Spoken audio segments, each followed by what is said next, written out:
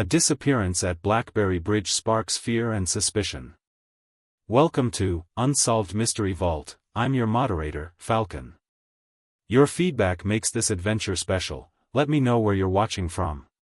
Let's step into the mystery together. Look there, on the bridge. Who is that? They are coming this way. Chapter 1: A shocking disappearance at a village garden party. The village of Little Wrenford was a picture of serene English charm, with its cobblestone streets, neatly trimmed hedgerows, and the gentle hum of life that always seemed to flow just so. Spring had finally arrived, dressing the cottages in blossoms of pink and white. Today, the air carried more than the scent of lilacs and freshly cut grass, it carried anticipation. Lady Penelope Hawthorne, the village's ever-gracious hostess, had announced a garden party at her sprawling estate, Blackberry Bridge Manor, a rare social occasion in a village otherwise ruled by routines and whispered gossip. Miss Marple, sitting quietly in her favorite wicker chair on the manor's terrace, observed the bustling preparations with a keen, patient eye. Her knitting needles clicked softly, though her mind was far from idle. She watched the village's familiar faces arrive, the gossipy Mrs. Tilling, the nervous Mr. Ashcroft, young Edward and Beatrice Hawthorne, and an assortment of neighbors whose polite smiles never quite reached their eyes. The conversation was light at first, petty complaints about the weather, debates over the proper way to prune roses, and a fair bit of idle chatter about who had offended whom at last year's fete. Miss Marple's sharp eyes, however, noted small tensions beneath the surface. The stiff way Mrs. Tilling greeted Beatrice, the fleeting glance Edward cast toward a stranger lingering at the edge of the crowd, the almost imperceptible frown of the gardener as Lady Penelope praised the flowers. By mid-afternoon, the party was in full swing. Tea was served in delicate china cups, scones still warm from the oven. Laughter echoed across the lawn, punctuated by the occasional bark of a distant dog. Miss Marple sipped her tea, eyes tracing the patterns of human behavior with her customary patience. And then it happened. A sudden, piercing scream shattered the gentle rhythm of the day. Guests turned in alarm, and in that instant, the world of polite laughter and floral scents was replaced with panic. At the far end of the garden, near the ivy-clad bridge over Blackberry Brook, Lady Penelope's nephew, Charles Hawthorne, was gone. In his place lay a scattering of footprints leading to the water's edge, and the unmistakable sign of a struggle, a torn cufflink, glinting in the sun, half buried in the grass. The serene garden was now a scene of chaos. Guests whispered in frightened tones, some clutching their pearls, others speaking in hurried, disjointed sentences. "He was just here a moment ago," one cried. "Perhaps he fell," another suggested, though doubt lingered in her voice. Miss Marple rose slowly, her small frame almost lost amidst the flustered crowd. Her eyes, however, remained calm and searching. While others rushed toward the bridge or phoned the constabulary, she observed every twitch of a lip, every nervous glance, every hurried gesture. In the midst of panic, human nature revealed itself most clearly, and Miss Marple had spent a lifetime studying its subtle, telling signs. The first shock passed, but a more profound realization settled in: this was no accident. Someone in the garden knew more than they were admitting. And Miss Marple, with her gentle but unyielding curiosity, would soon discover exactly who, and why. As the village constable arrived, flustered and unsure, Miss Marple quietly murmured to herself: "People often reveal far more than they intend, if only you watch carefully enough." The garden party, meant to be a display of civility and charm, had turned into the first page of a mystery that would shake Little Wrenford to its core. Chapter 2: The Village Reacts. The news of Charles Hawthorne's disappearance rippled through Little Wrenford with alarming speed, like sunlight glinting off the surface of Blackberry Brook itself. By the following morning, the village was abuzz with speculation, and every whispered conversation seemed to carry the weight of judgment. In the quiet corners of the Red Lion Inn, Mrs. Tilling leaned toward the innkeeper, her voice tight with excitement. "I saw him just yesterday, looking pale and uneasy. Perhaps he was hiding something? Or, heavens, someone wanted him gone."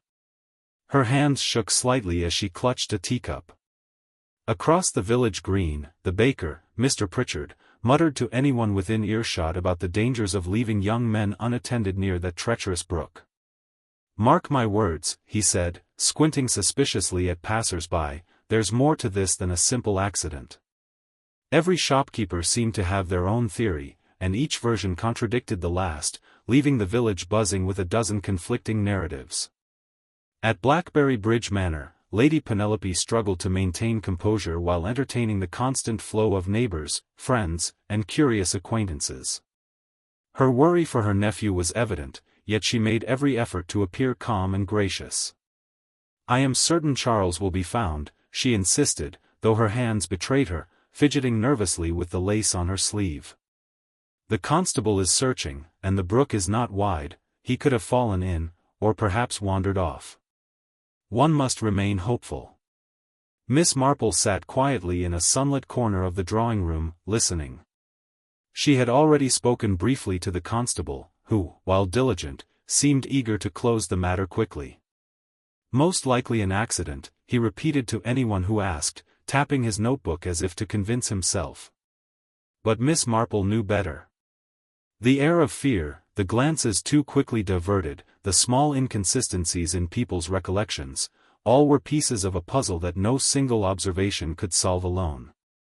As villagers arrived to offer condolences, or perhaps to satisfy curiosity, Miss Marple noted the subtle, almost imperceptible behaviors that others overlooked. Edward Hawthorne, Charles's older cousin, lingered near the window, his knuckles white as he clenched the sash.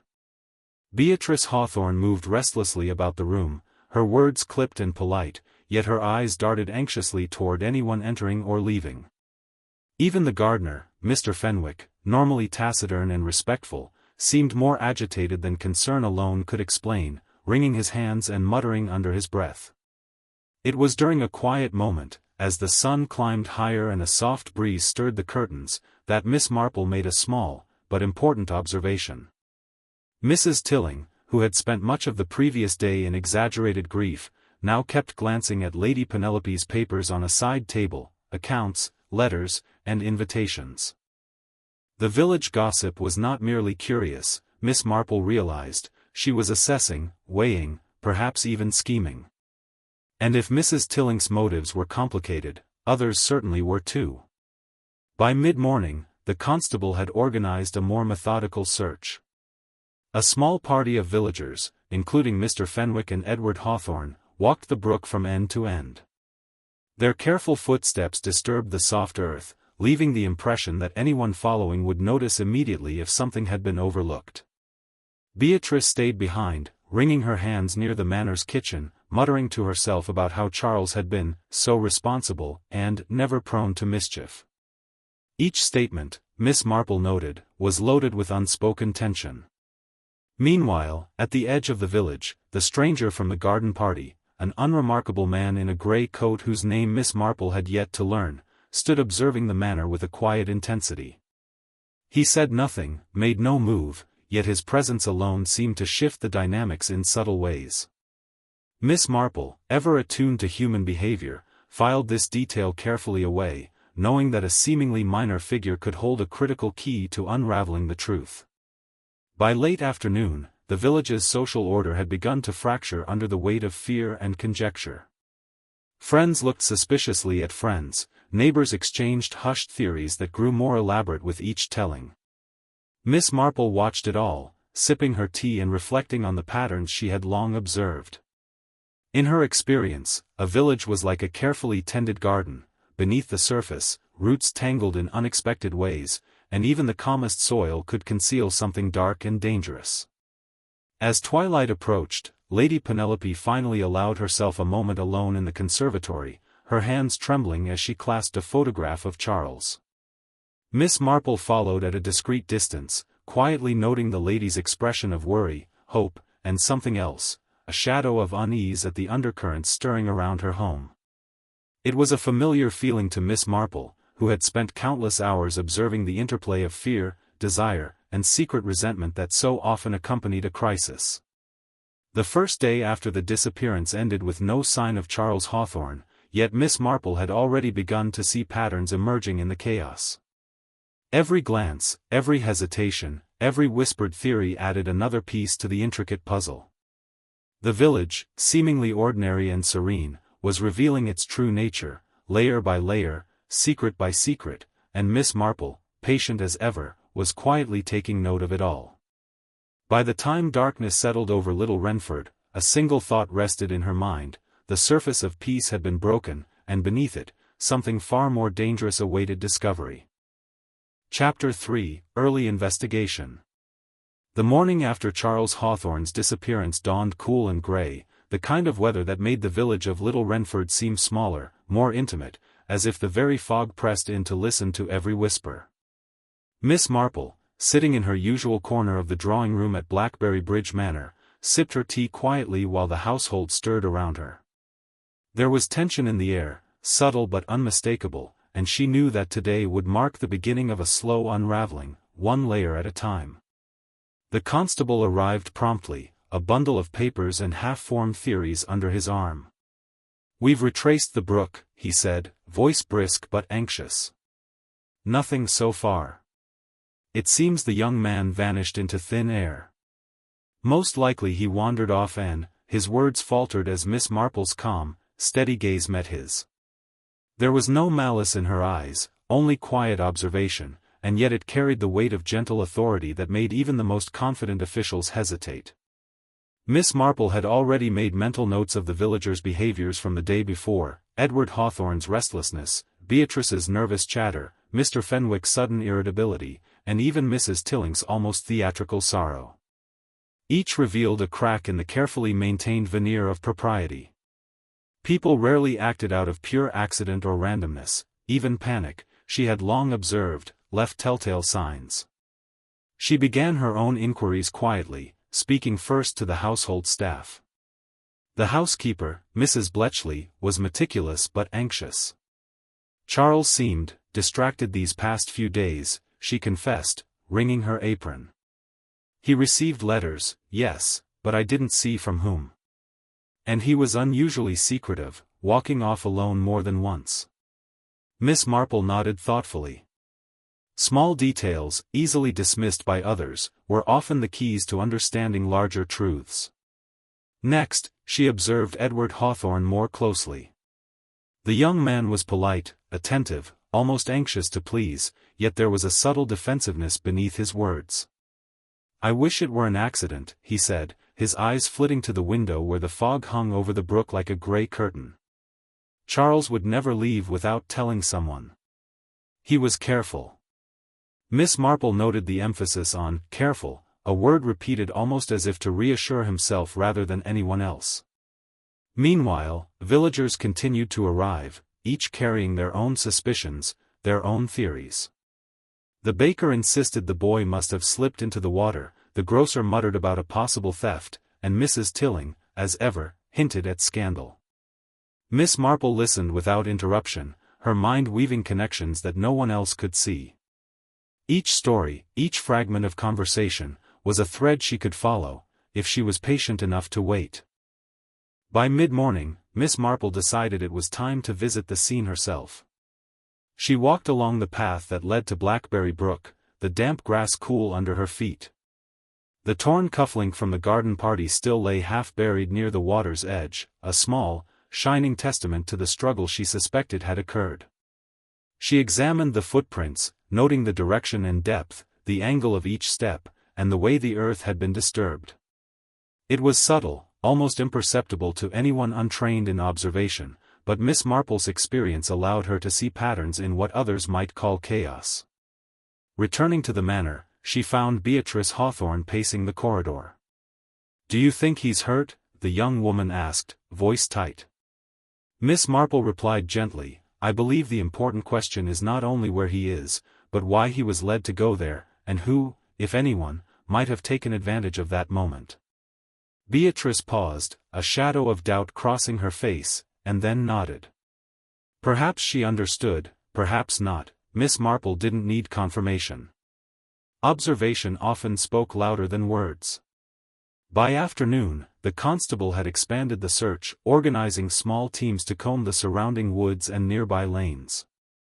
Yet Miss Marple noticed how quickly fear made people careless, their eyes scanning without seeing, their hands moving without registering subtle disturbances.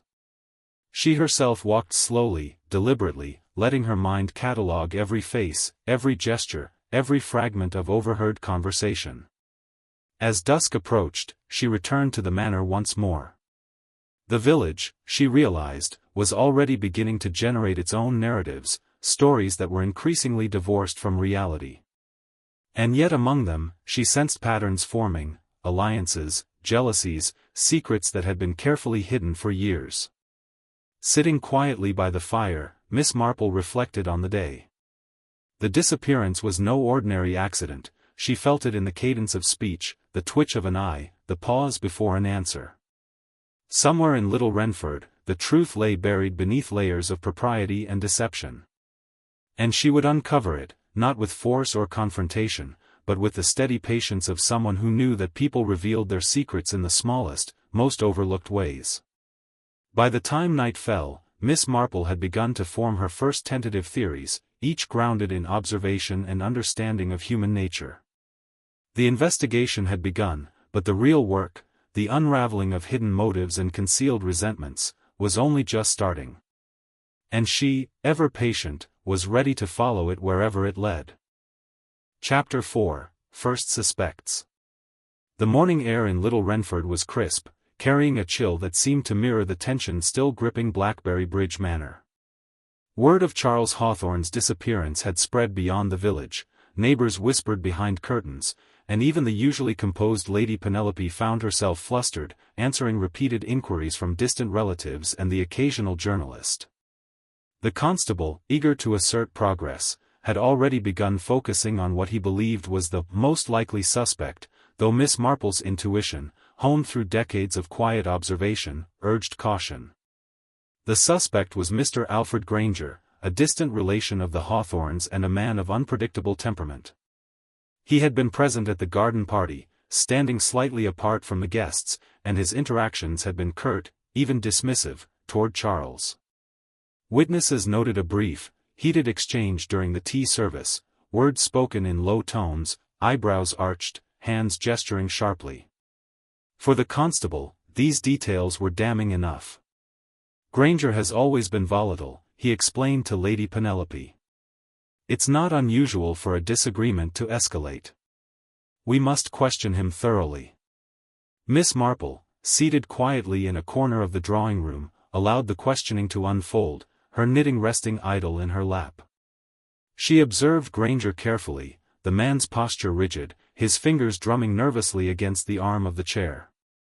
His eyes flicked repeatedly toward the window overlooking the brook, as though searching for something, or someone, outside his immediate surroundings. Miss Marple noted the subtle signs of stress, the slight tremor in his jaw, the way his left hand clenched and unclenched, and the way he avoided meeting her gaze directly. Yet there was no malice in his eyes, only anxiety. Edward Hawthorne, overhearing the discussion, frowned deeply. "Alfred," he exclaimed, disbelief threading through his voice. "I don't believe he would harm Charles. He's eccentric, yes, but dangerous? No." Beatrice, standing close to her mother, nodded, though her hands were pressed tightly together, betraying her unease. Mrs. Tilling, however, leaned in eagerly, her voice sharp and accusatory.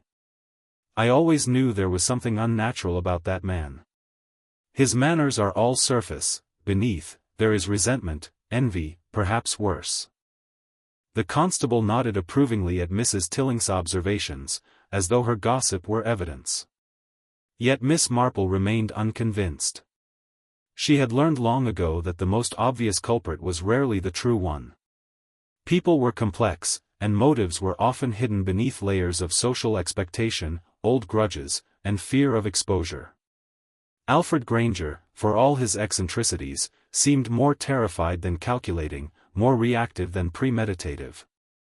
To deepen her understanding, Miss Marple quietly questioned the staff and other villagers, drawing subtle distinctions that the constable missed. Mrs. Bletchley noted that Charles had been unusually distracted in recent days, receiving letters in secret and taking private walks along the brook. Mr. Fenwick mentioned seeing Edward lingering near the garden gate, his expression unreadable. And several villagers admitted they had glimpsed Beatrice moving furtively around the edges of the party, pausing at corners as if waiting for someone. Each observation, seemingly trivial on its own, painted a picture of a web far more tangled than the constable imagined.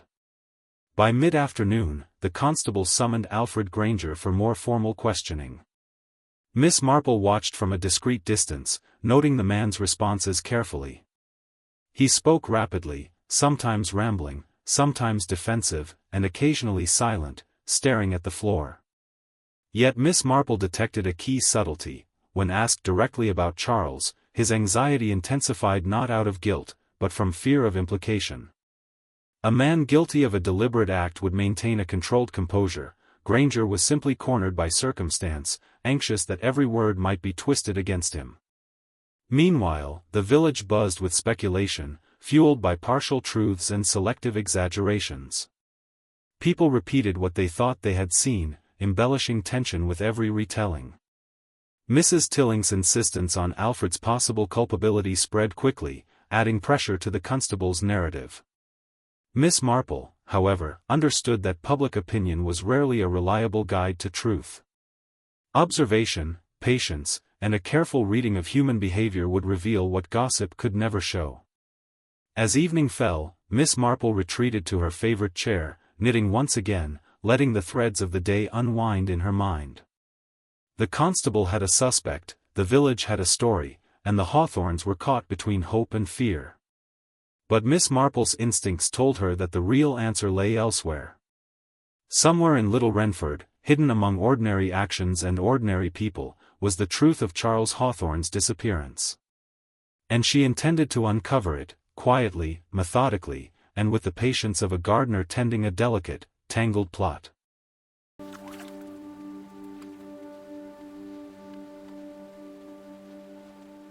Chapter 5: A Hidden Clue.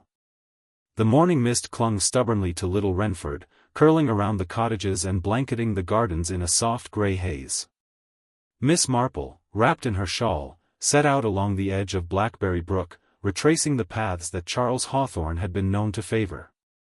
The village, still abuzz with rumors and speculation, seemed quieter now, as if everyone instinctively understood that the day demanded caution and observation.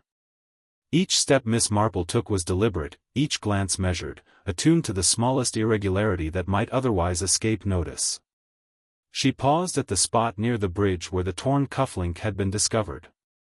The earth was soft from last night's dew, but in the impression left behind, she noticed something that no one else had remarked upon, a faint, partial footprint, smaller than Charles's and angled in a way that suggested a brief struggle or the careful placement of a body.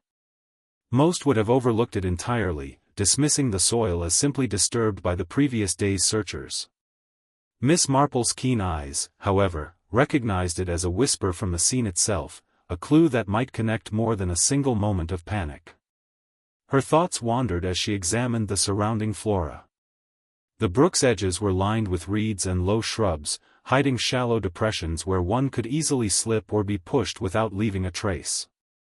It struck her that a casual fall could explain some elements, but not all: the torn cufflink, the disturbed footprints, the sudden panic among the guests. Something more deliberate had occurred, and the answer lay in the overlooked details. Returning to the manor, Miss Marple began to review the evidence she had gathered from conversations and observations. Beatrice Hawthorne's nervous movements, Edward's tense composure, Mrs. Tilling's theatrical sorrow, and Alfred Granger's defensive anxiety were all pieces of the puzzle, but each alone could be misleading. Patterns only emerged when small, seemingly unimportant details were connected. Miss Marple realized that the true significance of the cufflink, the footprints, and even the timing of Charles's disappearance would only make sense when viewed alongside human behavior rather than physical evidence alone. During lunch, she noticed another minor but revealing clue. The kitchen staff, bustling about with their usual diligence, seemed to communicate in quiet gestures and sidelong glances, especially when discussing who had last seen Charles near the garden. Miss Marple quietly questioned Mrs. Bletchley, who hesitated before admitting that she had seen Charles speaking in hushed tones with someone just before the party began. The person had slipped away before anyone else noticed. Miss Marple's mind catalogued this: the conversation, the secrecy, the timing, all indicated that Charles might have known something that posed a threat or created fear, even in someone close. As the day progressed, more villagers arrived to offer aid or satisfy curiosity. Miss Marple listened to their accounts, noting inconsistencies and embellishments. One neighbor insisted they saw Alfred near the brook at dawn, another swore Beatrice had been unusually quiet during breakfast, and yet another remembered Edward pacing by the manor gate. Each observation was fragmentary, partial, and colored by bias, yet together they began to form a subtle web of connections. Miss Marple's sharp eyes also noted gestures of avoidance. The stranger from the garden party lingered at the periphery of every group, observing silently yet with calculated attention. He did not participate in speculation, but his presence seemed to influence the reactions of others, eliciting quick glances or forced smiles. Miss Marple filed the detail away carefully, understanding that even silent actors could play a role in the unfolding drama. By late afternoon, Miss Marple revisited the library, examining letters, invitations, and notes left out on tables. She noticed that a single envelope had been moved, not by any of the household staff, but likely by someone seeking it. Its contents, still undisclosed, might have been important enough to warrant secrecy. Such minor actions, easily overlooked by anyone focusing on louder gestures, often revealed true intentions. The threads of fear, secrecy, and misdirection wove together in ways that only her patient mind could untangle. As dusk settled over Little Wrenford, Miss Marple sat quietly in the drawing-room, knitting idly, her eyes tracing the shadows cast by the lamplight. The village, still in a state of low-level panic, had begun to shape itself around a narrative that was comforting but misleading. The constable's suspicions had crystallized on Alfred Granger, yet Miss Marple had already glimpsed the fault lines in that conclusion. She understood that the real clue, the one that would lead to the truth, was small, hidden in plain sight, and unnoticed by everyone but someone who knew how to watch, wait, and think. And as the night deepened, she finally allowed herself a small, satisfied smile. The first real thread had revealed itself, subtle and almost invisible, yet unmistakable to her experienced eye. The investigation was beginning in earnest, and the patterns of human nature, far more revealing than any physical evidence, would soon guide her to the answers that everyone else sought in vain. Chapter 6: Confrontations and Secrets. The morning sun filtered weakly through the thin curtains of Blackberry Bridge Manor, casting long shadows across the polished floors. The village's uneasy calm had begun to fray, replaced by whispers and sidelong glances. Miss Marple, sipping her tea by the window, watched as the household and visiting villagers prepared for another day of searching and questioning. She could sense the tension coiling beneath every polite greeting and measured smile. Little Wrenford was a village of secrets, and each one was beginning to shift in response to the absence of Charles Hawthorne. Edward Hawthorne arrived first in the drawing-room, his expression taut and guarded. "I can't understand it," he said, voice tight. "Charles wouldn't just vanish. Someone must know more than they are telling." Miss Marple inclined her head slightly, observing him carefully. His words were earnest, yet she noted the flicker of something more, a shadow of irritation, quickly masked, that suggested Edward was grappling not only with worry but with the pressure of his own secrets. Beatrice entered moments later, her hands trembling as she clutched a handkerchief. "I keep thinking I saw him near the bridge yesterday," she murmured. "But when I called out, he disappeared. I can't even remember if he was afraid or angry." Miss Marple's eyes caught the nuance in her hesitation. The girl was truthful, but selective. Fear often colored perception, yet the choice of what to reveal, and what to omit, was equally telling. The constable returned with Mr. Fenwick, the gardener, who had reluctantly agreed to a private conversation. "I don't know why anyone would hurt Charles," Fenwick muttered, glancing nervously toward the windows as if expecting the missing man to appear suddenly. But I did notice odd things, footprints that didn't match his shoes, a disturbance among the reeds further downstream. It seemed like someone had been there, waiting, or watching. Miss Marple's mind catalogued every word. The patterns of behavior, combined with small physical evidence, were beginning to converge in ways that would remain invisible to most of the village. Soon, Lady Penelope summoned a small circle of villagers, including Mrs. Tilling, whose eagerness to speculate was as boundless as ever. "I insist we must question everyone thoroughly," Mrs. Tilling declared. "There are resentments here, long-standing grudges that no one dares speak of. Someone in this room may know more than they admit." Her eyes swept the gathering, bright with accusation. Miss Marple noted the effect. Polite tension rippled through the group, and faces that had been calm now revealed subtle unease. Secrets, she thought, had a way of surfacing when provoked carefully. Miss Marple decided it was time to probe the villagers in her own quiet, unobtrusive manner. She began with Edward, asking gently about his cousin's recent behavior. Edward admitted that Charles had seemed distracted, occasionally receiving letters in secrecy. There were references to a disagreement with Alfred Granger, though the details were vague, intentionally so. Miss Marple observed Edward's micro-expressions, the tightening of his jaw, the way his eyes avoided hers briefly, signs of attention that went beyond simple concern. Turning to Beatrice, Miss Marple spoke of the garden party itself, casually inquiring about interactions she had seen. Beatrice mentioned several hushed conversations between Charles and guests, including the stranger in the grey coat. She did not realize the importance of this detail, but Miss Marple's mind marked it carefully: timing, proximity, secrecy, all elements that could later illuminate motive and opportunity. Mrs. Tilling, ever watchful, could not resist interjecting stories of old grievances and neighborhood slights. Miss Marple listened, nodding politely while recognizing that gossip often concealed more than it revealed. Each tale hinted at undercurrents of jealousy, resentment, and hidden desires, and Miss Marple knew that motives rarely came from a single event. The most dangerous acts, she reflected, were rooted in long-buried bitterness and opportunistic timing. By mid-afternoon, the subtle confrontations had begun to reveal cracks in the carefully maintained facades of Little Wrenford. Edward's composure occasionally faltered, Beatrice's anxiety became more pronounced, and even Alfred Granger's defensive posturing revealed hints of fear rather than guilt. Small contradictions and fleeting gestures were emerging as clues, each a thread to follow in the unraveling tapestry of human behavior. Miss Marple spent the evening reviewing her observations, recalling each conversation, each glance, each moment of hesitation. The village, so orderly on the surface, was tangled with hidden resentments and unspoken relationships. She understood that Charles's disappearance had not merely triggered panic, it had illuminated the interwoven motives that everyone preferred to ignore. As darkness fell over Blackberry Bridge Manor, Miss Marple finally allowed herself a moment to think quietly. The village's secrets were beginning to speak, and those who wished to hide their truths would soon reveal themselves in subtle ways. Patience, observation, and gentle prodding would expose them.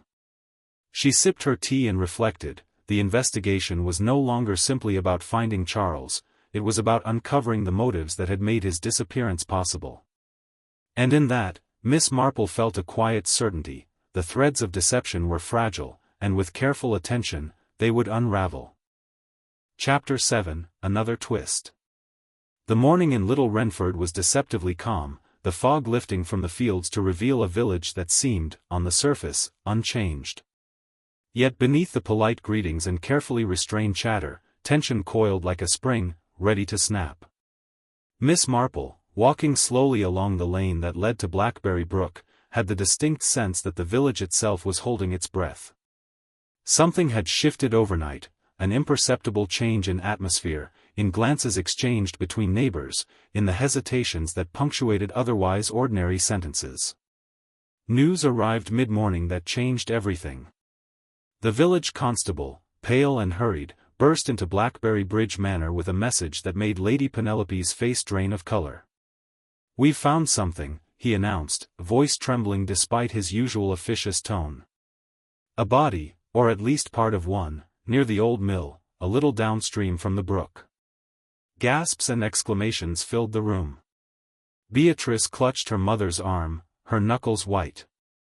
Edward sank into a chair, face drawn. Miss Marple, however, remained calm, her eyes narrowing with quiet calculation. The discovery, though horrific, immediately reframed the investigation. The body was identified as a servant from a neighboring estate, not Charles Hawthorne. Still, the timing and location were suspicious. The young man had vanished the day before, yet this new death hinted at connections too subtle for the constable to grasp without guidance. Miss Marple observed the reactions of everyone present. Fear now mingled with guilt, suspicion, and a heightened sense of urgency. Each villager's behavior was a window, and she had long since learned to read them with patience and care. The constable insisted that the deaths, or disappearances, must be related. Alfred Granger's nervousness deepened, Edward's composure cracked further, and Beatrice's anxious pacing became almost frantic. Even Mrs. Tilling, ever eager to assign blame, hesitated, uncertain which story to repeat or embellish next. Miss Marple noted the significance. Fear of exposure often revealed truths faster than any interrogation. Small, unguarded movements, the twitch of a lip, the avoidance of an eye, a subtle shift in posture, were far more revealing than words. Miss Marple began to retrace the route along the brook and down toward the mill. The footprints she had noted days earlier now took on new meaning. The partial impressions, previously dismissed as inconclusive, aligned with the path leading to the mill. Someone had followed, deliberately, leaving signs meant to mislead anyone searching. It was clever, subtle, and entirely human, a pattern of deception rather than brute force. Later in the afternoon, she questioned Beatrice again, gently probing her recollection of the garden party and its aftermath.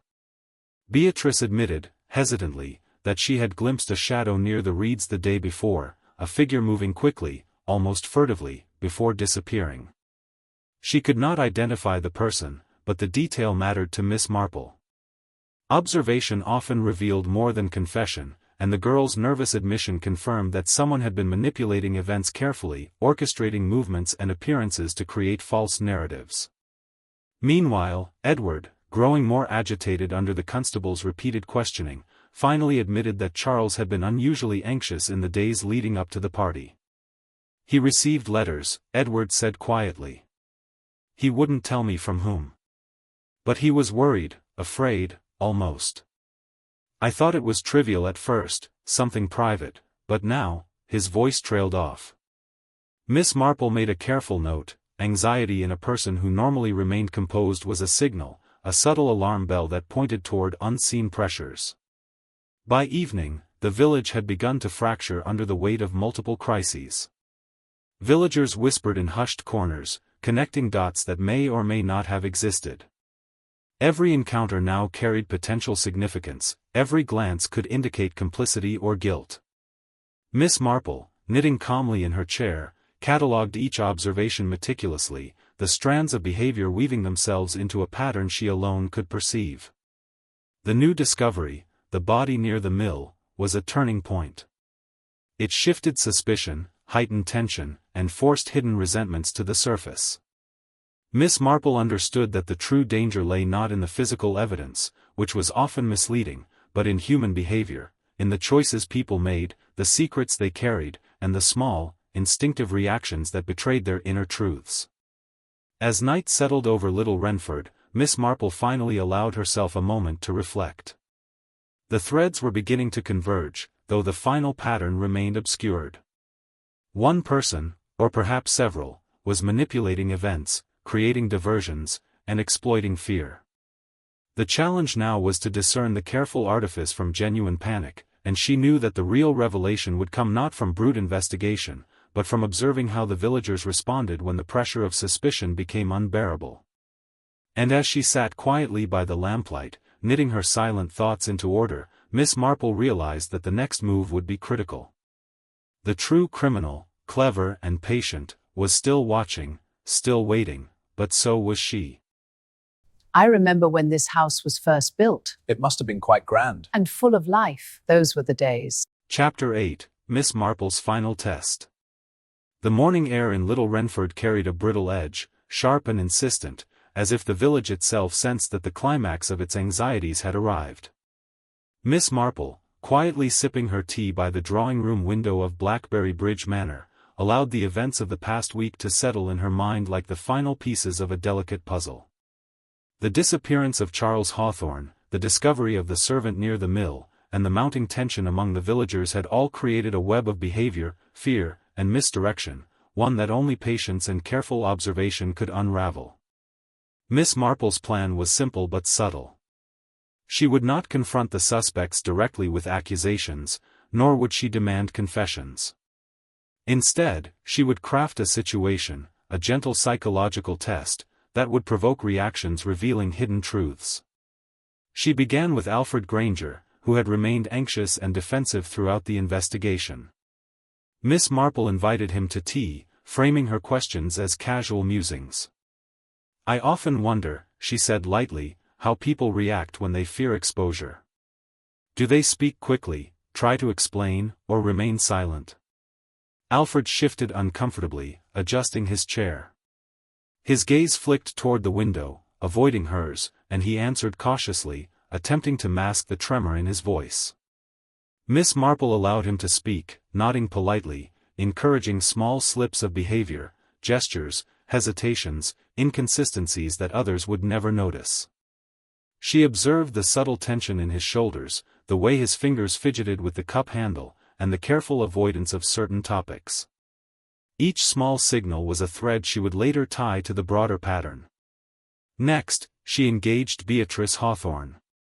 With soft words and casual curiosity, Miss Marple recounted an innocuous detail from the garden party, deliberately omitting key facts she already knew. Beatrice's reaction was telling, a sharp intake of breath, eyes widening slightly, followed by an almost imperceptible shaking of the hands. Fear, guilt, and relief intertwined in the gesture, revealing that the young woman knew more than she had previously admitted. Miss Marple filed the detail with care. Human behavior rarely lies, even when words are chosen with care. Edward Hawthorne's turn came later in the afternoon. Miss Marple invited him to discuss the events surrounding the brook and the mill, phrasing her questions as speculative rather than accusatory. "It is curious," she mused, "how small details can be overlooked, yet they often reveal the most. A footstep out of place, a glance at the wrong moment, one could hardly notice unless they were watching closely." Edward's face paled, and his hands clenched involuntarily. Miss Marple watched with quiet satisfaction as the young man's defensiveness and micro-reactions betrayed both anxiety and knowledge of what he was hiding. The final element of her test involved the stranger in the gray coat, whose presence at the garden party and subsequent village appearances had been noted but never explained. Miss Marple arranged a casual meeting, discussing the garden and the brook in neutral terms, observing how the stranger responded to subtle implications about timing, observation, and opportunity. The man's posture stiffened, his voice momentarily faltering, and his eyes darted to the doorway as if considering escape. Such a reaction, Miss Marple understood, indicated more than mere curiosity. It revealed involvement, whether intentional or complicit. Throughout the day, Miss Marple silently catalogued each slip, gesture, and hesitation, comparing them to what she had seen at the manor, the brook, and the mill.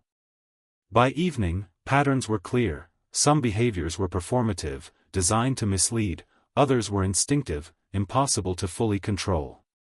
The truths hidden in those instincts pointed toward the source of the deception, the person who had orchestrated fear, disappearance, and misdirection with deliberate care. As darkness fell over Little Wrenford, Miss Marple retired to her chair by the fire. Her knitting needles clicked quietly in rhythm with her thoughts. The village had been tested, its inhabitants observed, and the web of lies had begun to unravel. One person, or perhaps a careful combination of intentions, had created chaos. The final truth was within reach, and she could now anticipate the moment when all would be revealed. Miss Marple's patience, her understanding of human nature, and her keen observation had set the stage. The subtle test had exposed reactions that no questioning or speculation alone could uncover. The villagers had unknowingly revealed themselves, and the final confrontation, when it came, would be a matter of aligning evidence with behavior, perception with reality. Tonight, the village slept uneasily, unaware that the gentle, unassuming woman they had long dismissed was the one who had been quietly orchestrating the discovery of truth. And tomorrow, the true story of Charles Hawthorne's disappearance would come to light, carefully, methodically, with all the pieces finally falling into place. Chapter 9, The Reveal. The morning sun spilled softly across Blackberry Bridge Manor, yet there was no warmth in the air, only the tense anticipation that had gripped Little Wrenford for nearly a week. Miss Marple, seated quietly in the drawing-room, observed the household with her usual calm, her knitting resting idly in her lap. Today, she knew, would mark the culmination of the events that had shaken the village, the disappearance of Charles Hawthorne, the discovery of the servant near the mill, and the web of secrets that had quietly dictated everyone's behavior. Lady Penelope paced nervously, while Beatrice and Edward sat stiffly in silence, their expressions a mixture of worry and restrained fear. The constable hovered near the doorway, papers in hand but uncertain, aware that the answers had always been within the subtle patterns of human behavior rather than in official procedure. Miss Marple's gaze moved steadily from one face to another, noting every micro-expression, every twitch of the hand, every nervous glance that betrayed the inner workings of conscience. "I believe," Miss Marple began, her voice soft but carrying a quiet authority, "that the story you have all been telling yourselves is not entirely accurate. There are truths, and there are the appearances of truth, and they are often very different." She paused, allowing the words to settle. Charles Hawthorne's disappearance was not accidental. It was not random. It was deliberate, orchestrated by someone who understood the vulnerabilities of this village and its people. The room fell silent, save for the ticking of the grandfather clock. Alfred Granger shifted uneasily, and Edward's hands clenched the arms of his chair. Beatrice's eyes widened, but she remained silent, uncertain. Miss Marple continued, calm and deliberate, weaving together the strands she had been observing for days. The first clue was subtle, the footprints near the brook, which suggested a struggle, though brief and carefully concealed. The torn cufflink, also near the water, indicated more than a fall, it marked a confrontation. And the anxiety, the unusual behaviors of those who interacted with Charles, pointed toward a deliberate manipulation of perception. She glanced briefly at the stranger in the gray coat, whose composure had been measured and controlled until now. Each reaction, each hesitation, each slip of the eye or word has told its own story. And when examined together, they form a pattern that cannot be denied. Miss Marple leaned forward slightly. Alfred Granger, while nervous and reactive, was not responsible. He feared being accused, yes, but fear is not proof of guilt. The true orchestrator was someone whose careful planning and understanding of human behavior allowed them to manipulate others without appearing involved at all. They knew who to alarm, who to distract, and how to use subtle hints to mislead. A sharp intake of breath came from Beatrice. Edward's jaw tightened. Miss Marple's eyes rested on Beatrice, gentle but unwavering. "Beatrice Hawthorne," she said quietly, "you received the letters. You knew of Charles's movements, his private thoughts, and the disagreements he had, not just with Alfred, but with the stranger whose presence you noticed. Your anxiety, your avoidance, and your subtle reactions throughout the past days revealed that you were intimately involved in directing events, though perhaps not intending harm." Beatrice's hands trembled. I didn't mean for anything to happen," she whispered, tears welling in her eyes. "I only wanted him to stay away from certain truths. I thought I could guide things quietly, prevent trouble. I never expected." Her voice broke, and she covered her face. Miss Marple nodded gently. "Intentions, however, cannot erase consequences. You set in motion a series of actions that led to fear, panic, and ultimately, the tragedy at the mill. The servant found there was an unintended victim, caught in a situation you helped create. Human nature, when manipulated, often results in outcomes far beyond what any one person plans. The room remained silent, heavy with revelation. Lady Penelope gasped softly, Edward struggled to find words, and the constable scribbled notes, finally understanding that the truth was revealed not by force or interrogation, but by the careful reading of character, observation, and timing. Miss Marple leaned back in her chair, folding her hands neatly. "Now," she said softly, "we can begin to restore order. But remember, the village itself has taught a lesson, appearances can deceive, and the smallest gestures often conceal the deepest truths. It is only through patience, observation, and understanding of human behavior that we uncover reality." Beatrice remained silent, her face pale but illuminated by dawning comprehension. The village, shaken and reflective, finally understood that Miss Marple's quiet genius had guided them to truth, not through force, but through insight.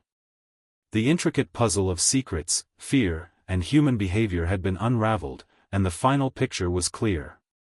By evening, the tension in Little Wrenford eased, though unease lingered beneath polite smiles. Miss Marple, knitting calmly in her chair, allowed herself a small, satisfied smile. The mystery was resolved, yet the lessons of human nature, so subtle, so intricate, remained, quietly etched into the village's collective memory. Chapter 10, Aftermath. The village of Little Wrenford slowly returned to its quiet rhythms, though the events of the past week had left a subtle tension in the air, like the faint echo of a bell long after it had rung. Blackberry Bridge Manor, once a hub of serene social gatherings and gentle civility, now carried the memory of disappearance, panic, and revelation. Yet life had to continue, and the villagers, cautious but resilient, began to resume their routines. Miss Marple sat in her favorite wicker chair by the window, knitting quietly, her eyes tracing the well-tended garden bathed in the soft light of late afternoon. The manor was calm, Lady Penelope and her children moving about with measured composure, their expressions tempered by relief but marked by lingering unease. Beatrice had withdrawn to her room for reflection, Edward walked the garden paths in solitary thought, and Alfred Granger had returned to his usual eccentric routines, free of suspicion but still tinged with nervousness.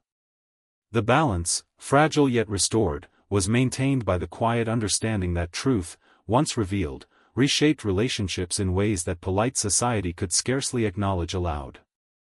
Miss Marple's thoughts drifted over the chain of events, connecting the subtle details she had observed, the torn cufflink near the brook, the partial footprints, the anxious glances, and the hushed conversations that had seemed insignificant to everyone else. Each small clue, when combined with human behavior, had led to the true understanding of what had transpired. It was never brute evidence or loud confession that revealed the culprit, it was patience, observation, and insight into the motives and instincts that governed ordinary lives. In the village, whispers circulated, not of scandal alone, but of amazement at Miss Marple's quiet genius. How a single, seemingly unassuming woman had patiently observed, understood, and orchestrated the subtle unraveling of a complex mystery astonished them. Even the constable, who had at first been frustrated by her calm demeanor, acknowledged in private the depth of her skill. She had revealed the truth without confrontation, without coercion, and without the need for dramatic displays, a lesson in the quiet power of perception and discernment. By evening, the family and villagers gathered briefly in the manor, offering polite acknowledgement to the relief that Charles, while still absent, had likely been moved or hidden in circumstances now clarified by the series of observations and connections Miss Marple had drawn. Lady Penelope, though still shaken, found solace in the restoration of order and the knowledge that the hidden forces at play had been revealed. The servant whose death had complicated the situation was mourned quietly, with a solemn reminder of the fragile interplay between intention and consequence. Miss Marple, knitting softly in the corner, reflected on the lessons the village had offered her. Human nature, she thought, was endlessly intricate, a tapestry of desires, fears, and long-buried resentments. The surface of polite society, she knew, often concealed impulses that, if left unchecked, could ripple outward in unexpected ways. It was the careful observation of these subtle signs, the fleeting glance, the involuntary gesture, the hesitation before speaking, that revealed the true narrative hidden beneath everyday civility. As night fell over Little Wrenford, the village settled into an uneasy but peaceful calm. Windows glowed warmly against the dark, and lamps flickered along quiet lanes. Miss Marple's knitting continued, the rhythmic clicking a soft counterpoint to the silence of reflection. Though mysteries would arise again, as they inevitably did in any village of human complexity, today, order had been restored, truth acknowledged, and lessons quietly learned. And in the gentle stillness of Blackberry Bridge Manor, Miss Marple allowed herself a small, satisfied smile.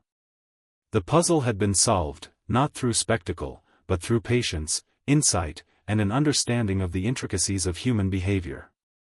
The village would remember, in whispers and private thoughts, the calm wisdom of a woman who saw what others could not, and whose quiet perception had turned fear and deception into understanding and resolution.